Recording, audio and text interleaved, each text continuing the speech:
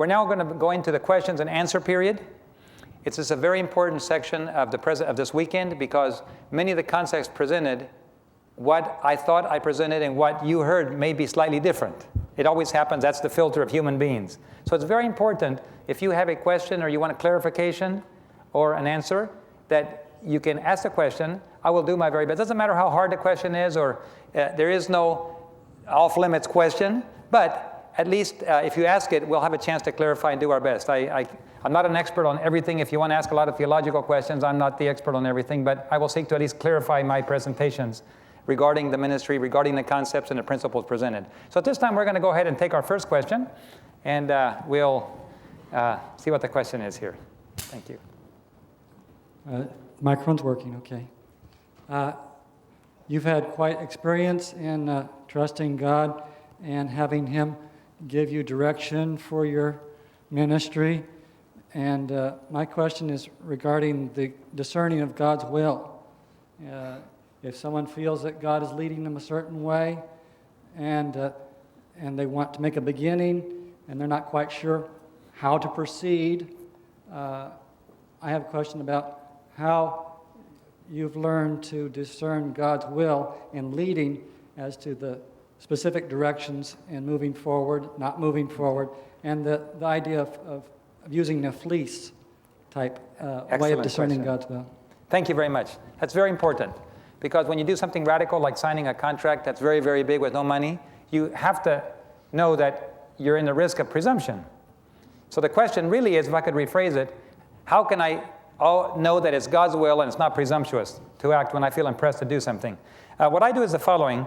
The very first filter that I ask is, I want it in writing. God, give it to me in writing so that I know that it's not just my idea that came to my head, because the devil can put ideas in your head too. So I want it in writing here, or I want it in writing here, or both, even better. But I want it in writing. Next thing I say, that I want God's peace to accompany it. The devil cannot falsify or counterfeit God's peace. So if I have it in writing and I have God's peace, then I know I can move forward. Now, after I've been moving in a certain direction and watching God confirm it for a while, I don't have to go around doubting and asking God, do I take another step? I'm halfway across the Red Sea. Of course you're supposed to take a next step, right? And so, will I go to the other side? Of course you're going to go to the other side. You're halfway across the ocean. So that only applies to new areas that I'm uncertain about. After God has confirmed already, I don't walk in doubt. When I see an obstacle, I run toward it, knowing it's going to fall down. So that's why Sister White said, we have nothing to fear of the future unless we forget how He's led in the past. So I look back to the back. By the way, just 1 week before I got my $1.5 million, one of my millionaire friends called me and said, David, I heard you're going to lose the television network in 1 week. I said, no, who told you you're going to lose it? Well, I heard that if you don't pay, you're going to lose it. Oh, well, that's true. If I don't pay, I'm going to lose it. But I'm not going to lose it. Well, how can you be certain? Are you a prophet or something? I said, no, I'm not a prophet, but I can prophesy. The reason I can tell you that God's going to do it, 99.9%, is because when I look back to my past, God has never failed to come through for me in a crisis. So the chances of me saying that it's going to fail are zilch, are nil, because He's never failed me. I would be wrong to say that. So I'm telling you, He's going to pay it. I don't know how, but He's going to, because that's my only experience in the past, and He did. Now, I could only say that because I'm looking back. That's why our past experience is so necessary. If you're going to go through the great crisis, don't think all of a sudden you're going to trust God. You have to have a history of doing it over and over and over again so that you can hang on when your life is at stake. So, but when you first go to a new project and you're not certain, and is this God's will for me? Ask God in writing if it is. Is it God's will for me to go work at an orphanage? What does the Bible say about orphans? Take care of them. Is it God's will for me to go preach in India? What does God say about preaching the gospel? Go into all the world and preach the gospel. There's some things that are very clear in writing. And when it's in writing, I don't have to go around doubting. The next step is, okay, God, I'm going to take my first step forward. You tell me which way to go, but I'm moving because you said I should do it. So that's a filter. And God's peace will always accompany His will. Okay? By the way, presumption is another thing. You look up the word presumption in the Bible and you find it twice. When God told Israel to cross the river Jordan and conquer Canaan, and they said, no, we can't. There's giants in the land. They acted presumptuously. And then God said, okay, go die in the desert. And they said, no, we are going to go, presumptuously again. So So presumption is always associated in the spirit of prophecy and in the Bible with sin, direct disobedience to God. You know what I think we're being presumptuous? I think that we as Seventh-day Adventists are being presumptuous by thinking we can be disobedient to God and God will still save us and finish the work. That's presumption. Putting everything on the line, thinking big, and going forward to conquer Canaan is not presumption, that's obedience. There's a difference. Presumption is sitting on your rear end, not doing anything, but thinking you're going to go to heaven. Thank you. Next question. Yesterday, you made a comment about the American government printing in excess of money. And you touched a little bit about it today, about how it's going to affect us adversely and why we need to leverage our assets. Could you expand on that a little further? Thank you. This is solely about economics. I'm not getting involved in politics at all. This is solely an economic situation. Last year, no, let me back up 35 years. When we came back from South America, my dad pointed out, he said, listen, this is Alan Greenspan talking. He's the chairman of the Federal Reserve. Well, I was 11 years old. I didn't know anything about that, but I just listened. And this is what he said. The United States now owns 50% of their assets, and 50% is foreign debt. If we act now, we can come out of this problem. But if we do not act, we will enter bankruptcy. And in 30 years from now, we will pay the debt, pay the price. The next year he came on and he said, the U.S. government refuses to pay the political price for tightening the belt. America is entering the next 30 years of spending themselves totally out, and in 35 years, there will be a massive economic crash. Well, last year, it was announced that the U.S. government, that the U.S. United States owned 2% assets and 98% debt. In other words, we consumed 48% of what we had left. We are now slaves. We don't even own ourselves.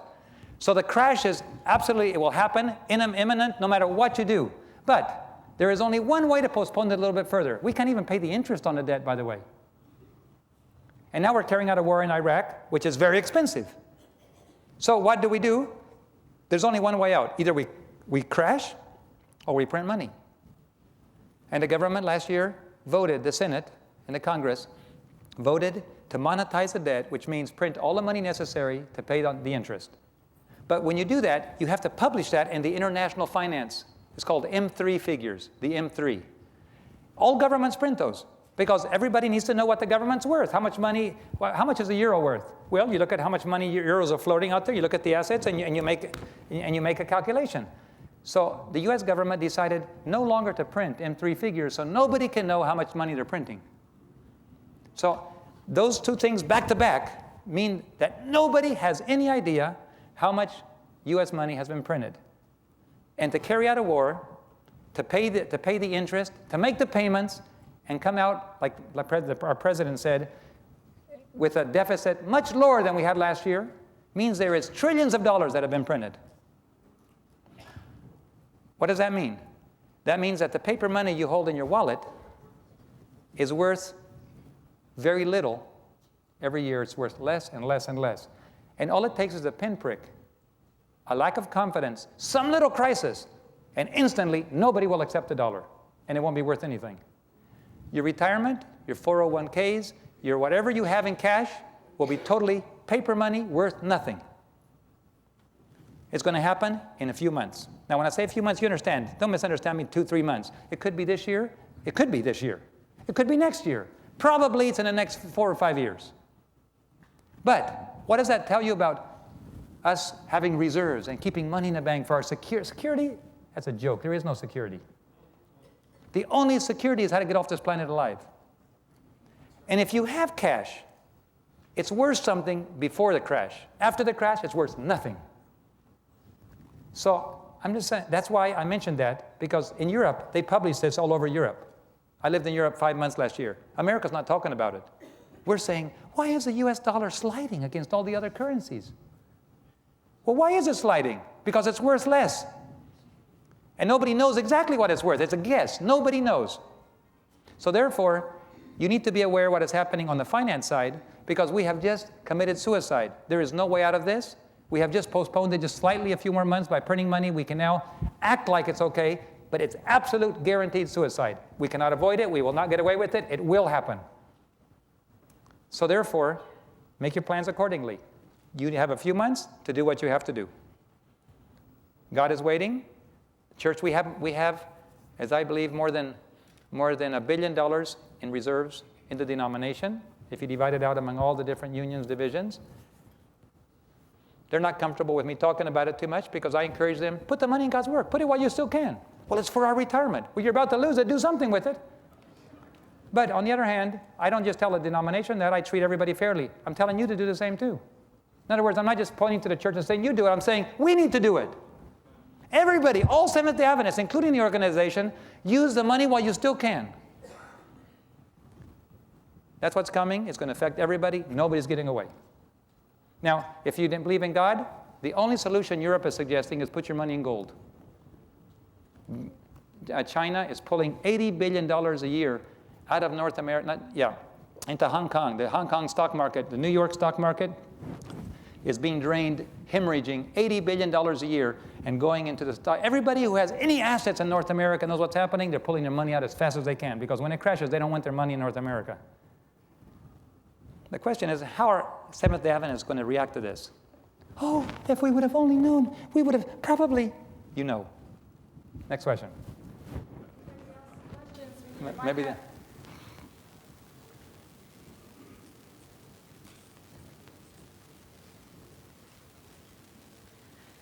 The spirit of prophecy says that if we have 12 members in a neighborhood, in a town, that there should be a congregation, there should be a church building. How do you handle it when a administration stands in your way? You talked about church administration blocking progress. How do you handle that kind of situation? Thank you. Remember, administrators are people too. The problem is not so much administrators, even though there's some that are. Just like there's some of us that are problems, right? We're problems to them and they're problems to us. We're all people. So it's not about the administration versus us. We're all part of the same. The problem is our corporate culture. As a denomination, we're pretty averse to risk. We hate risk. We even have a department called risk management. Okay? The whole purpose of a department in a church the real purpose is to expedite God's work and make it more efficient, move more rapidly. Unfortunately, with a mindset that we have, and we've developed even in the pews as well as up in the administration, we have the mindset of being very careful with our things.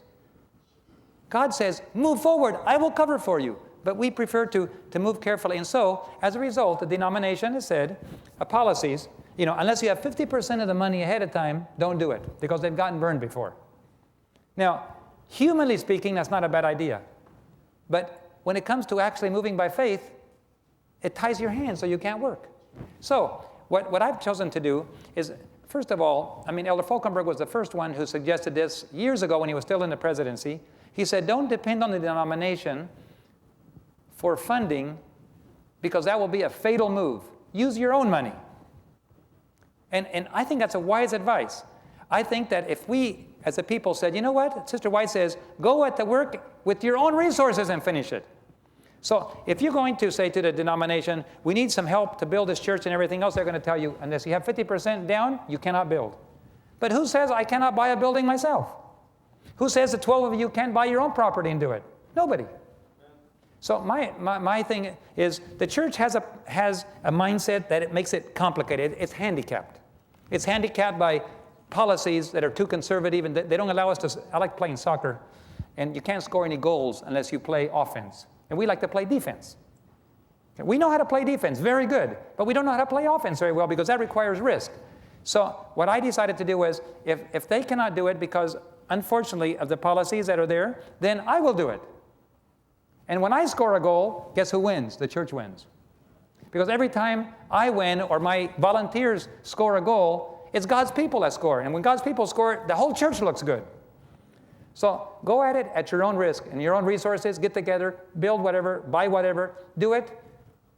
And then the church will say, why, that's very good. And then you can say, well, maybe you can help us finish it. And they'll say yes. Okay? So we're here to help the church. We love the church, don't we? Okay, we got a problem. We avoid risk. We can't move too fast. Good. Guerrilla warfare. Remember I mentioned guerrilla warfare earlier?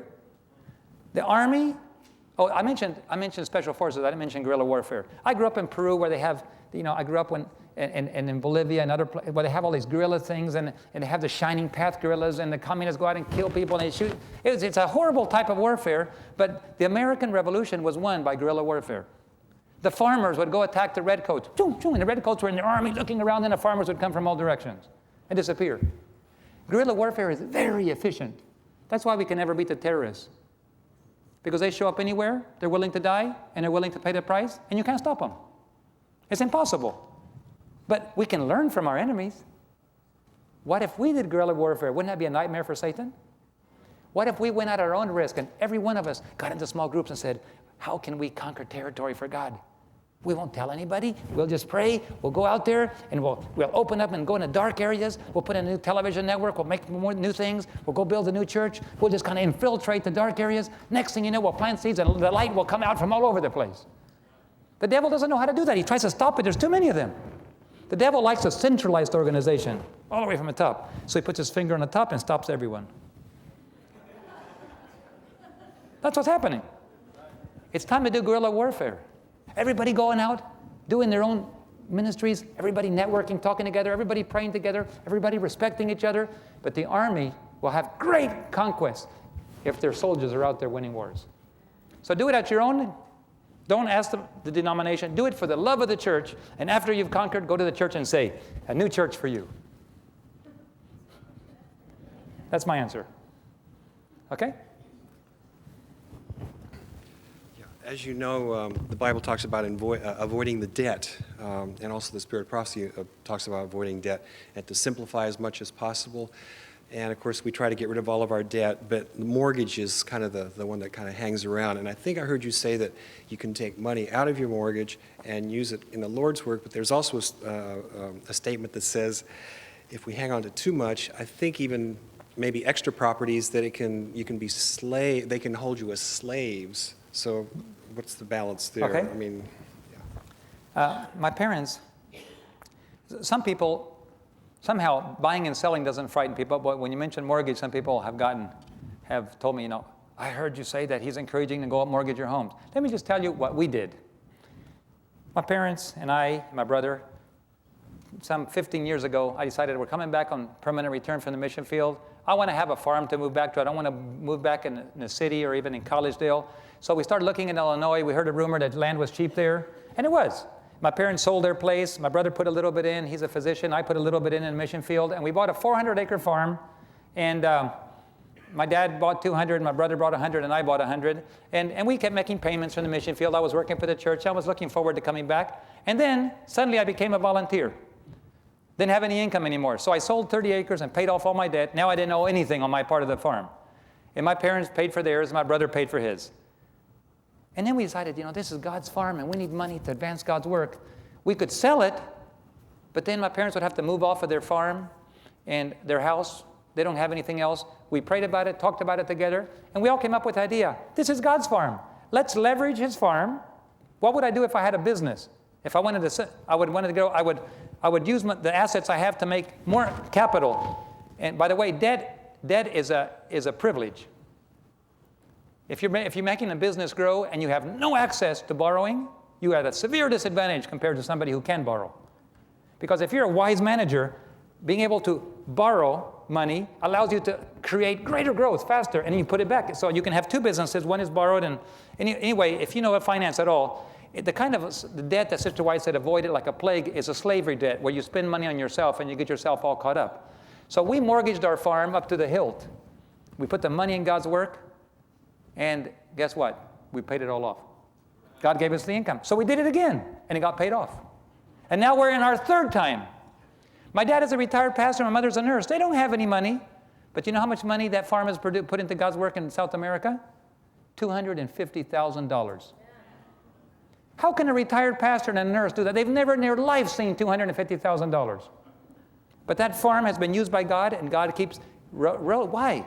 It's because when you start using God's assets to do God's work, God blesses you. Now, when I see Sister White's advice about avoiding the plague, I think to myself, I wonder what she did. So I start looking around, and I find that she went out and borrowed money for Loma Linda. She borrowed money on her assets all the time. When she died, she owned nothing. All of her assets were already borrowed up to the hilt. She just broke even. Which is the ideal for all of us when we go to heaven, right? Isn't the ideal just to kind of break even and walk away and say, keep it all, it's not mine? So therefore, the kind of debt that the Bible says is a slavery type of debt, where somebody else owns you. But when you have a $200,000 home, and you borrow $100,000 and put it into God's work, you think God's going to be angry with you? He wasn't angry with us. We felt greatly blessed, and God paid it back, and we did it again and again and again. So it's kind of like you sell it to the bank, but then we got the money back, and our parents still live there. But they've sold their farm 3 times.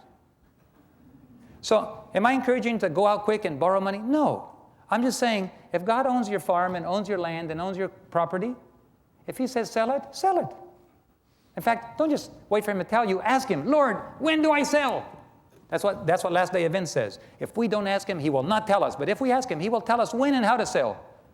So we better start asking. And we asked God, and He said, you don't have to move off. Just go borrow money on it. It's the same thing. Selling the farm and borrowing is the same thing. Except that my parents have continued to live there and work there. And so that's what we've done. That's our experience. And there's a lot of other experiences, but only God knows what is right for you. When and how, that's totally God's thing. I'm not encouraging you to do it that way. I'm just saying we did it, and God has blessed us. But when you put God's assets in God's works, you're not violating anything. You're carrying out God's work. Sister White did exactly the same thing. So I think her example speaks as loud. So to interpret Sister White, you have to follow her example. Okay?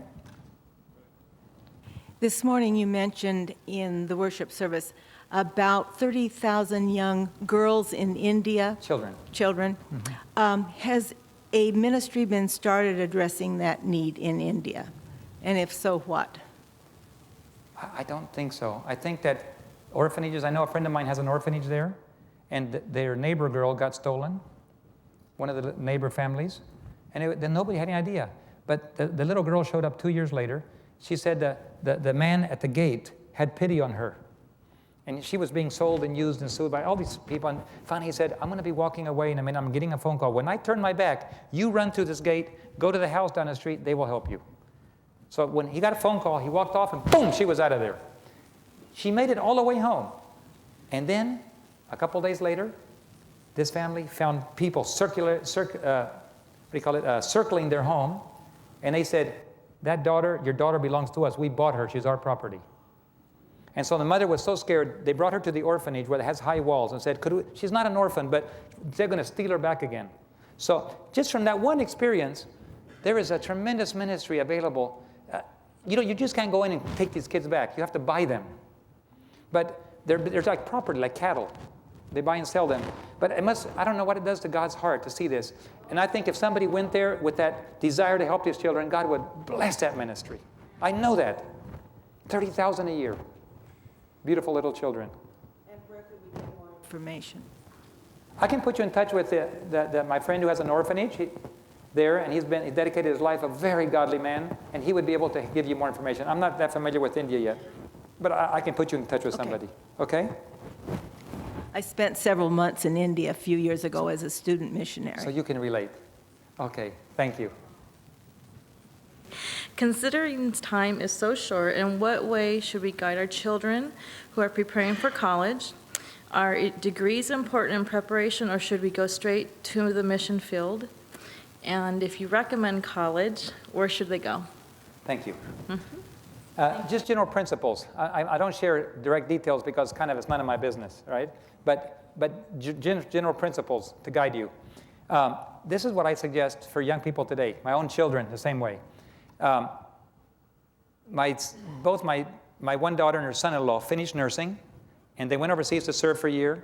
They followed my advice to take a 2-year course. They went overseas. Then they came back, and my son-in-law said, I'm taking medicine, and my daughter said, I'm taking dentistry. My general principle that I tell people right now in this day and age, it's time for us to take small pieces of education, not take a long course. Because both my brothers took medicine at Loma Linda, and it was 10 years before they entered circulation again.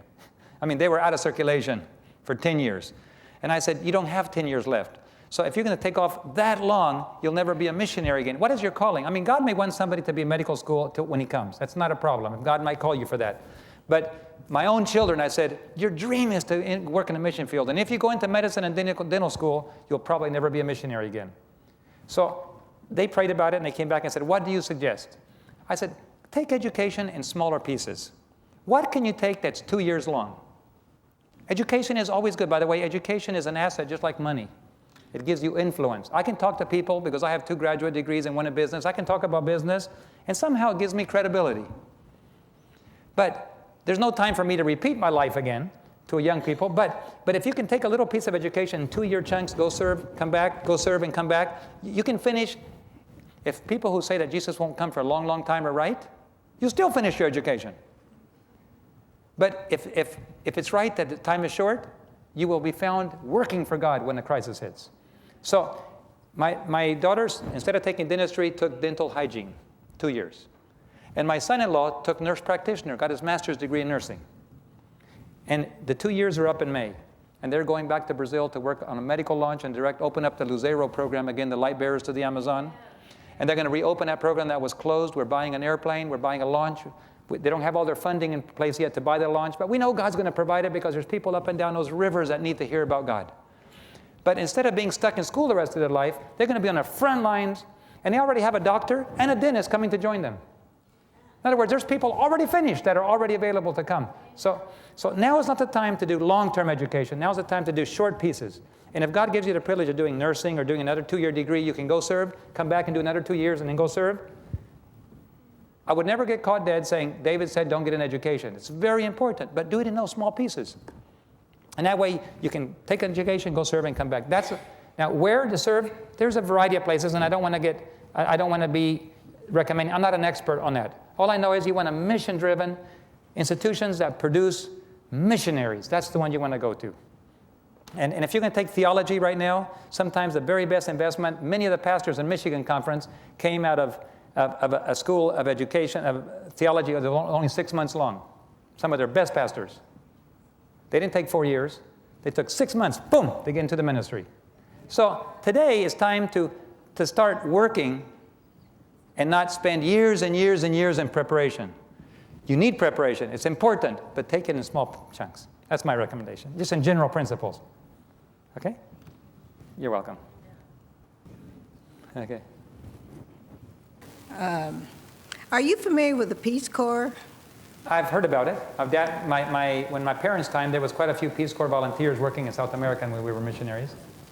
Well, I keep wondering if you were a person who wanted to join the Peace Corps and they send them to different places in the world. They could go to Africa or South America or the Ghanas. And would these people do well if they chose to be prepared for this? Do they need to be a missionary? Thank you. That's a very good question. I'm glad you asked it. The same, whether it be Peace Corps or the U.S. military. There's a lot of young people that choose one or the other. My recommendation is this. It is too late to be focusing on secular work. It is time to be in God's Peace Corps. It is time to be in God's military. If you're drafted, you can't help that. Be a missionary where you're drafted. But if you're going to volunteer, please do it in God's work. Don't waste a single investment of your time or money in secular activities. Even though they mean well, it's a good organization, that is not our calling. One of my young pilots finished theology, finished a degree in technology, and then he said, I'm going to go work at a conference for a couple years as an assistant youth director. And I said, what is your calling? Well, I want to be a missionary pilot. Well, why don't you do that? Because I think being assistant youth director will be a good thing. Excuse me, what is your calling? God has called me to be a missionary pilot. But I think what is your calling? I had to say it 10 times and finally got through. You know, we all have hard coconuts. He said, okay, I get the message. It's time, brothers and sisters, that we do our calling. That is our calling. Who are we as a people? Why do you exist? Why are you here today? Do your calling. God has called you. He has a special calling just for you. Don't do anything else. Don't waste any time. Don't take a detour. Do your calling. Live for your calling. Make your calling that your passion, your money, your time, your investment. Let your family share. What about your children? Pull your children into your calling. I leave home a lot. Have my children suffered some? Yes. But they're part of the calling. I mean, every one of them, as they finish, guess where they go? Right to the mission field. Why? because they bought into it. You see, I included them. Have we hurt? Have we cried together? Yes. But we've also conquered together. And when I come home and we say what's happening, yes, because we let Daddy go, this is what happened. Pull your children into your calling. Train them, impassion them. But if you do anything else and follow your calling, you're selling yourself short. God's blessing is for those who follow the calling. Okay? Thank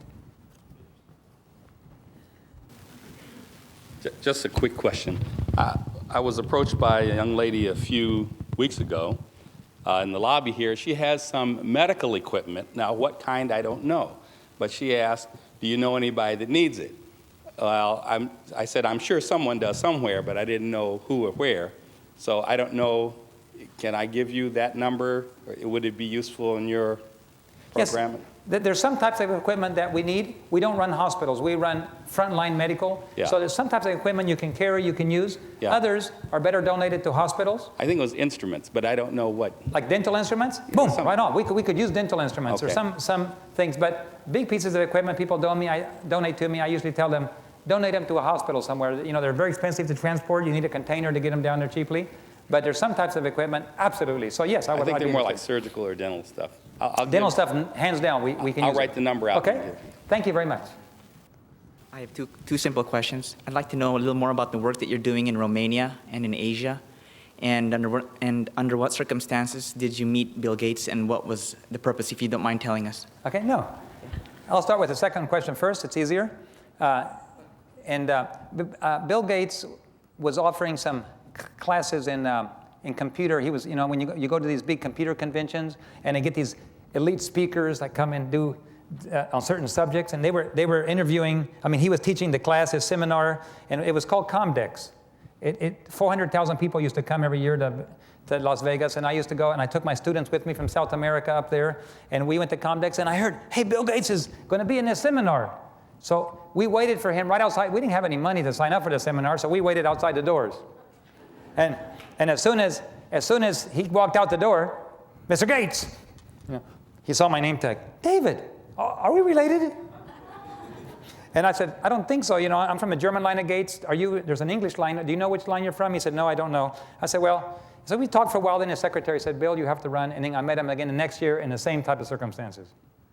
Okay, I've written him letters several times telling him about our work, what we're doing, and others. But right now he's so busy. I carry a picture of Bill and Melinda right here. It's interesting, this little picture here.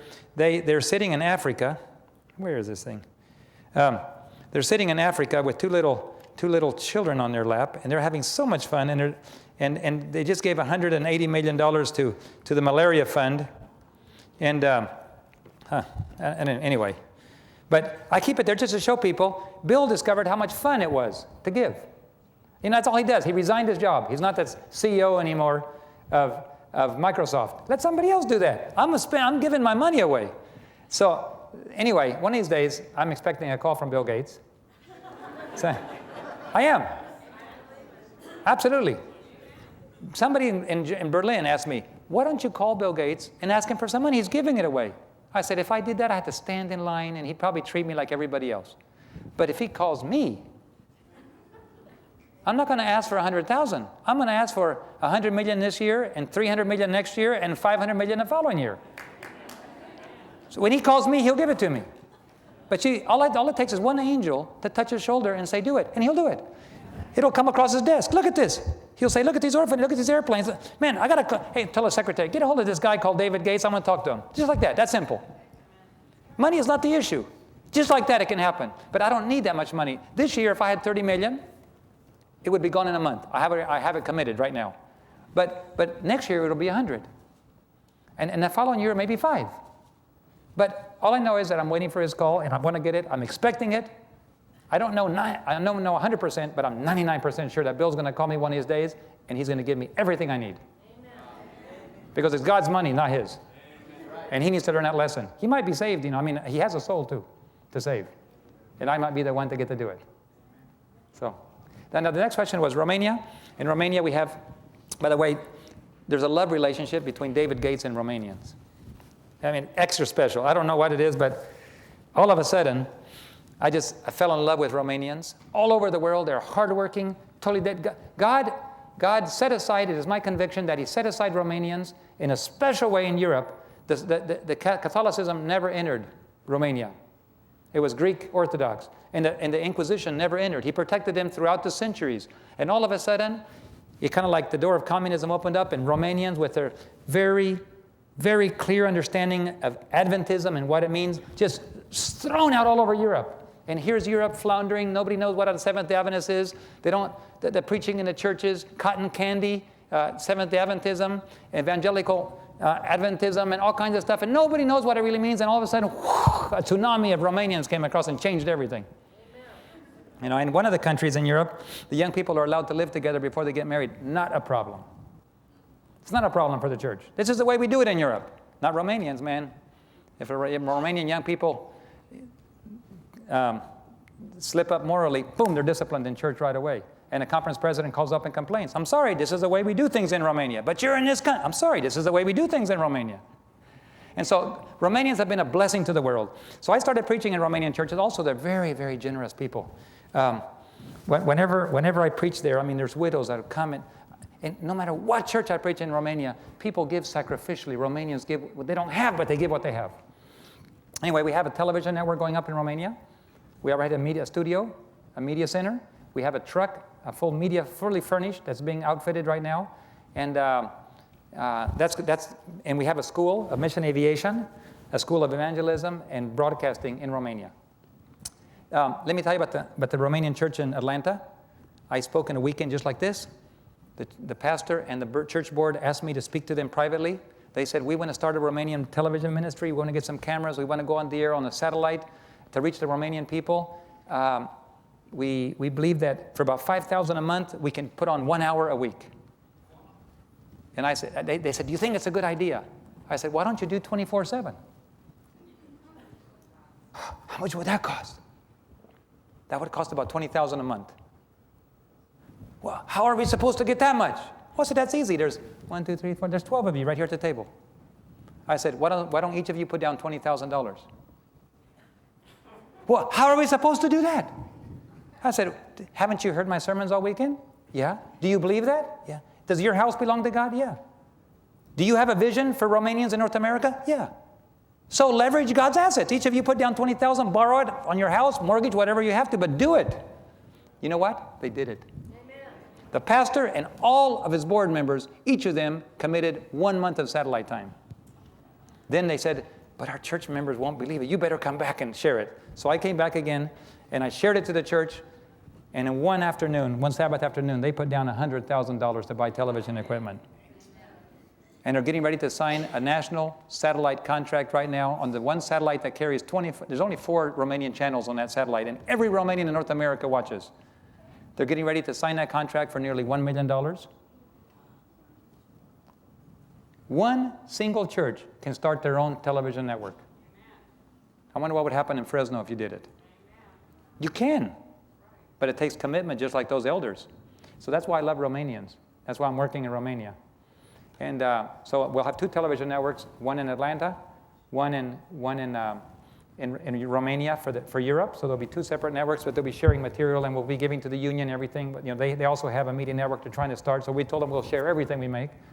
And we're developing a joint agreement at this moment. And that was Romania. You asked another question? Asia. They work in Asia. Mongolia, we have a medical aviation program. In Hong Kong, Taiwan, and China, we've already started media work. And I was reading about Joshua here, and I said, Lord, the greatest unconquered territory is China, and I want China. Give me China or I die. And God said, well, it says here, put the sole of your foot. You better go to China. So I went to China. I was invited to speak for ASI meeting there. I was already making plans to go. I went to China. I started making contact with the government, and I made contact with the government. Would you allow a Christian television network in China? Well, what do you have in mind? Would you be preaching doctrine? Oh, no. We'll be using the health message and the family message and children's message. This is interesting. See, they don't understand. We can preach our whole doctrine all on health. See? I'm not going to stand up and tell. We just present the health message. And there's another thing they don't know. Very soon, communism is going to fall in China. Amen. They don't know that. But the door is going to open just before Jesus comes. And as soon as it does, there's going to be 100 churches standing in line trying to get a television station in China. The Seventh-day Adventist Church is going to be the head and not the tail. We're going to be there before it falls. You understand the vision? We don't have to wait for it to fall. We can be number one. God will open up everything. So I went to, they said, and right now the thing is proceeding. The first step, they said, is to start an internet television network in Chinese. Then they're going to preview it for a while. Then we will ask to bring it into the country. And after we're in the country, we're going to ask to be put on satellite. So that's already proceeding. That's what's happening in China, Mongolia, and other things. In the Philippines, we have the helicopter medical program. It's going to be covering all the islands and so on. So there's a few other projects as well, but that's the main ones. Okay? Every year it's happening so fast I can't keep up with it. It's spreading. You've touched on your aviation program just a bit. What kind of pilots are you looking for, and where do you find them? And Thank you. Can you share with? We have more airplanes than pilots. We thought, at the beginning you can't find enough airplanes, enough money to buy an airplane. But now we're getting airplanes so fast that we don't have enough pilots. And our pilots are the absolute center core of everything that happens. Because sometimes they're the hub. Everything happens. All the missionaries, all the medical work, and the pilots flying around. Sometimes they're the only missionaries a villager will see. So therefore, they got to be pastoral types. They have to have medical, a little bit of it. And so you have to love the people. You have to be tactful. You have to be able to get along socially. You have to work with governments and captains, village captains and chiefs and so on. So we've decided that we're going to start flight schools. We have one in Tennessee, in Collegedale, a flight school. We have one in Romania. We have one in Norway. Now we're opening a new one in the Philippines. And we train young people. The only ones that get into the programs are those that have served with us already for a period of time. We've got to get to know them. Because if they don't have their own spark, if you have to wake them up every morning and say, have you put gas in the airplane yet? You can't do it. You have to be a self-starter, And and so when you're assisting another pilot, you got to be on top of the things. You got to be sitting there waiting, and as soon as the plane shows up, boom, you fill it up, get everything, and the pilot's off again and going. And if you're going to assist a pilot and you can't do that, we say, no, thank you. You can't get into the program. Spiritually, socially, and professionally, we have to see a bright young person totally committed to the Lord, able to do it, and then they get into our program. And we could use 100 of them right now. So if you have aspirations, it's expensive, but we need it desperately. Okay. I was wondering if you could speak in relation to, you've spoken of finances and our placing our all with our finances, but being raised in the Adventist church, I noticed that sometimes the hardest thing to place your all with is your family. And as a result, sometimes you have these clusters in church where your family is so important that it prevents you from serving God, or you're unable to open your home to anyone outside of your blood relatives. And would you speak on that, and also in relation to neglect or sacrifice for your children? Okay, and I'm not sure when you said about finances. Well, I'm saying that you've spoken about finances, giving your all in your finances, but obviously your children need some money, you mean? gave up to have you do the things you've done. Okay, so in relation to the family. Right. I've wrestled with, Lord, am I sacrificing my children by doing this? And I decided to give them a vote in the matter. I decided to say, this is what God's calling is to me. I've communicated to my children the calling. And I said, will you allow me to do this? It's going to be painful. And they have allowed me. Has there been some crises? Yes, there's been some things. My wife and I cry sometimes. But on the other hand, we cry happy tears when we see them coming into the work. And we cry sad tears when they're going through a crisis or when they're hurting too. But we went to South America, to Guyana. We had 5 children. We knew that we were going to stay there for a year when we went, we thought, because we knew our girls had to go to school. And then from Chowchilla, California, my brother and sister-in-law came along, and they brought their 3 girls along for a year. And I remember what happened. It came time for them, the 4 oldest, to go to school, 2 of my daughters and 2 of my nieces. And my brother-in-law, he has a lot of German blood in him. And his dad's sitting back there. I got to be careful, his parents. And I have to go work. God gave me a profession. I can work. God gave me a profession. I can go to the States. I can earn enough money to put my kids through school. Now, Ted, just settle down. God brought you here. Did he bring you? Yes, I know, but I have to go work. I said, you are working. No, but I got to get an employment. Just a minute, Ted. If God brought you here, don't you think he knows that your kids need an education? Yes, but that's what he gave me a profession for. Your profession is to be used wherever God puts you. And this was very hard for him. And he was making plans. He told me, go buy my ticket. I'm going back. And I said, well, just a minute. Let me go back. We sent our girls off to the school, to the academy, boarding academy. And then it came time to pay the bills. And I think we scraped up 1 month. And that was it. No more. The second month came along. There was nothing to pay the bills. And this was when he really got antsy, because he's a very responsible guy. And I went to town and I looked at the email. And the academy sent me a letter that said, Dear David, thank you for sending your daughters and your nieces to this school. We have been so blessed spiritually because of your kids. We have given all 4 of them 4-year scholarships.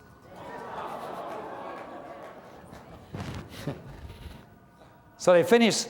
They worked hard, and whatever was left, the school automatically put it on. And then they got into college. Now, college is different. It costs a lot more money. And I thought, Lord, how are we going to put the kids through college? All of the 4 of them are finished. And I don't think any of us were able to help with hardly anything. I think the total amount of money that my wife and she works as a nurse whenever she's in the States, I think we give our kids about $200 or $300 in the whole years that they studied. That's all we had. They finished. They've worked hard, they paid off their bills, and they're working. And I'll tell you what, those cousins love each other. They hang together all the time. They do everything together. From the time they were little, teeny cousins, they hang on to each other. Now it looks like, my daughter and one of her cousins are dating 2 brothers in Australia. They might have a double wedding. How do I know, But they're very close. They've always been close. And all I'm saying is, when you take your children and put them into this, they learn how to trust God too. They learn the lessons too. And they say, my parents gave everything for God, and God's taking care of them. We're our parents' kids, and God is taking care of us. Now it's our turn to trust God, and he will take care of us and our kids too. So I just want to, I forget who asked the question. I lost, here. If you include your children in the mission, the finances, God will take care of their needs, your needs. And if you put everything on the altar, they will also learn from that. But include them in the pain and in the joy. If you try to protect your kids by saying, we'll take care of a special fund for college, we'll put aside time to money so that you can be paid for, there's a big chance they will not appreciate their education or learn to trust in God like if they work their way through. When they're on their knees all the way through, you get better chance of producing missionaries. Those kind of missionaries that work their way through school and trust God all the way make great leaders of mission work. Almost all the great leaders went through that. Those who have all their things paid for, very rarely are they our leaders because they never had to sweat it out. They had everything paid for. So the second thing about not having time for the church because of that, people say, should you put your family number first and then? No. My response is, put God's calling in your life first and include your family in the calling.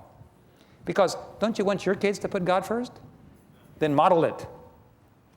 I put God's first. In our family, God is always first.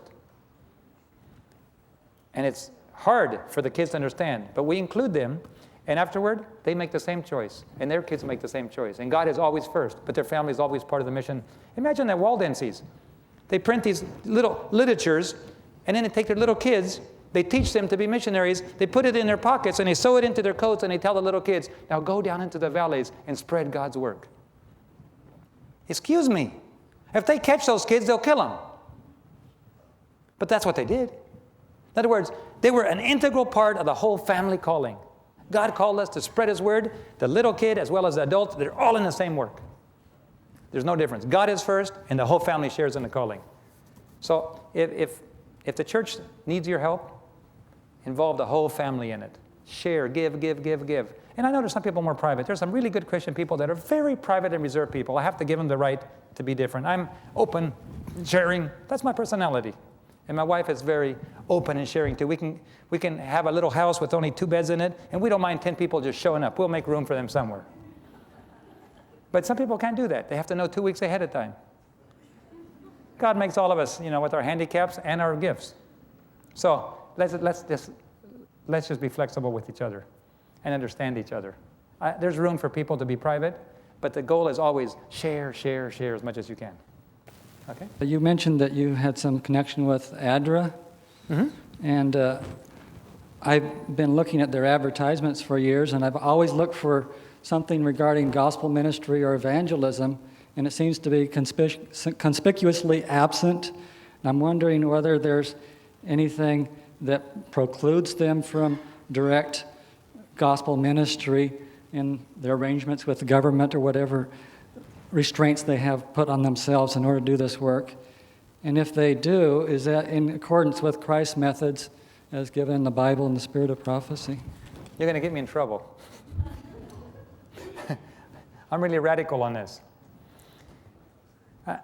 I'm not the official spokesman for ADRA. I can only give you my opinion. Okay? But I am Associate ADRA Director for the Union in Venezuela. So for Venezuela, I can tell you how we do it there. It is my opinion that every organization of the church, regardless of if it does humanitarian work or not, it exists for one sole purpose, to advance the mission of the church. Not everybody agrees with me in the ADRA administration at high levels. Okay? That's my opinion. We don't need more churches. We don't need more humanitarian organizations. There's already a lot of them in the world. They do a good job.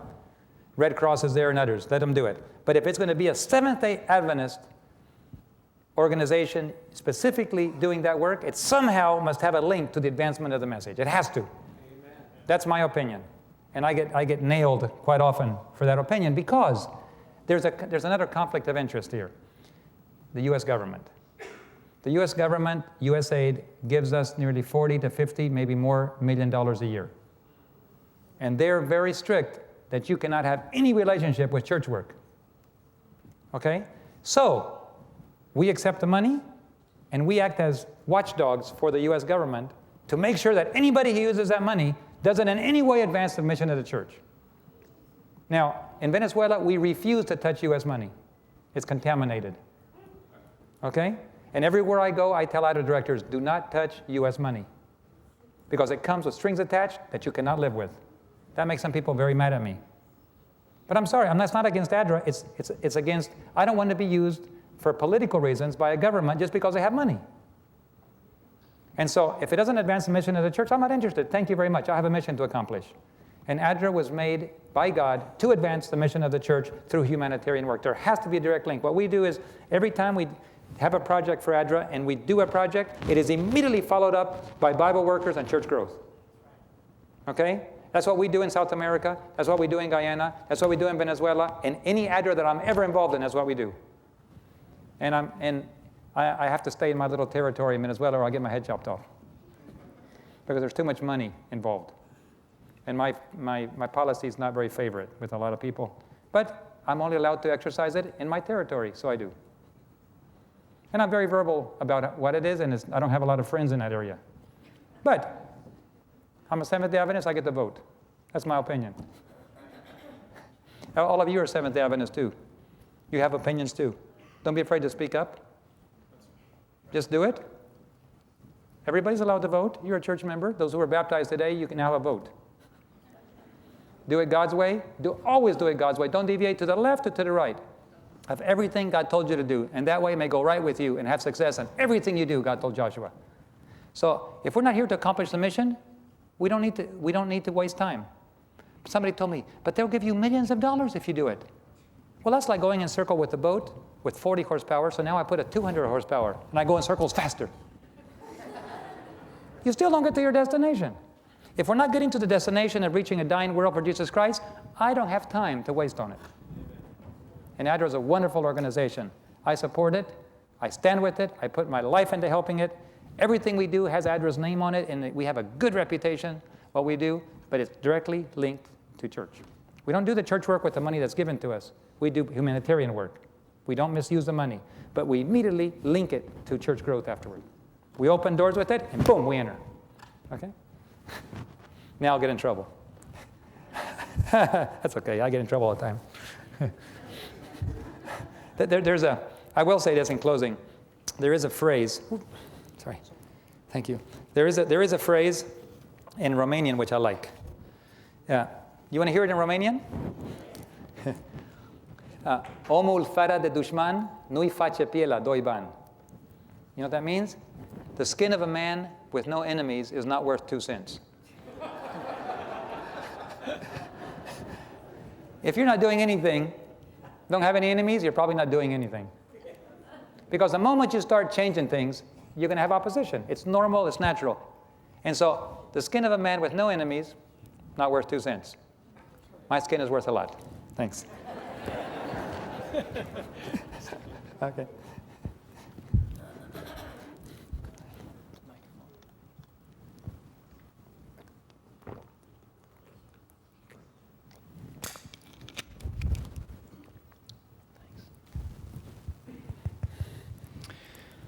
David, thank you so much for coming to Fresno Central Church.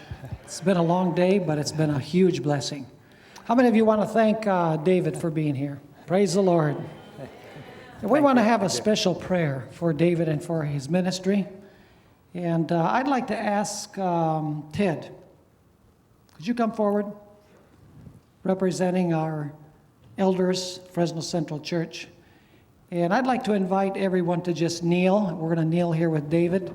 Let me just say a word of thanks before we do that.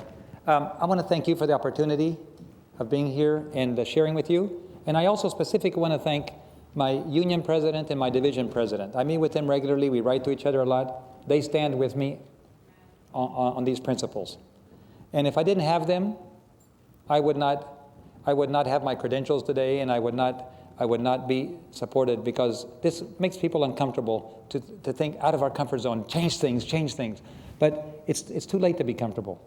And therefore, I thank my leadership that believes in this, and God, like Martin Luther, puts people around them to protect them. I have other friends that also have the same thing, and they have good leadership that stand around them. I thank God for good leadership. All over the world, God has his leaders that stand for truth. You're one of them. You're a leader. Regardless of what position you're in, you're a leader. You're in your home, in the church, people are watching you. Stand for truth. If you see something else is of God, if you see it has God's fingerprint, it doesn't even have to be Seventh-day Adventist. If you see somebody doing something outside that definitely is of God, support it. Because it's of God, it will lead to the finishing of the final, And so anything that has God's fingerprint on it, I support it. And good leadership will not say, well, is this the way we want to do it or not? They will say, is it of God or not? If it is of God, I'm for it. So I encourage you to follow that, and I'm grateful for that. Thanks. By the way, church members, please gather over on this side as soon as this meeting is over for our business session. It won't be real long, but we do want our church members to come over here as quickly as possible so we can get on with the business of the church. Let's kneel. Our Father in heaven, we've been so inspired this weekend by your working in our lives. Father, we've been so inspired by your working in the life of David, our brother. And I pray that the things we have learned here will cause us to see life for what it is and for what its real purpose is. And may we come to the understanding that we would delight to give all that we have for the advancement of your cause. And may we understand that this is what life is all about. Cause us to see our priorities straight and be focused from day to day. And as we depart here, Father, we pray your blessing on David, that you will keep him safe wherever he goes and continue to use him in your cause. For we ask these things in Jesus' name. Amen. Amen.